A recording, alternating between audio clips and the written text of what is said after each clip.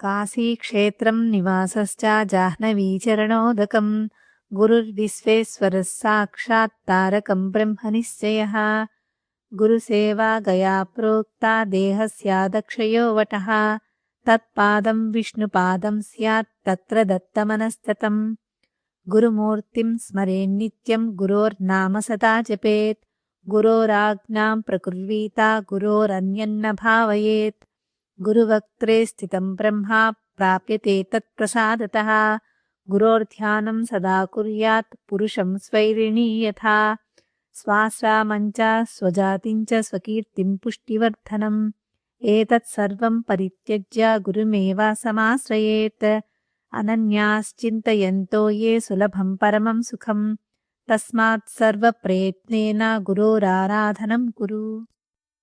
గురువు నివసించే ప్రదేశము కాశీక్షేత్రముతో సమానము. గురువు యొక్క పాదతీర్థము గంగాజలము వలె పవిత్రమైనది. గురువు సాక్షాత్ విశ్వేశ్వరుడే. శ్రీ గురుదేవుని వద్ద చేయు శ్రవణ మననాదులు విశ్వేశ్వరుడు ఉపదేశించు ప్రణవతారకమే. అది ఏ బ్రహ్మజ్ఞానము.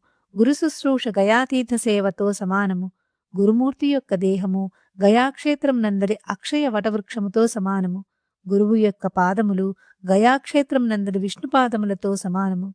కావున గురుదేవుని చరణకమలములను ఏకాక చిత్తముతో ధ్యానించువాడు వ్యాపక బ్రహ్మస్వరూపమునే పొందును.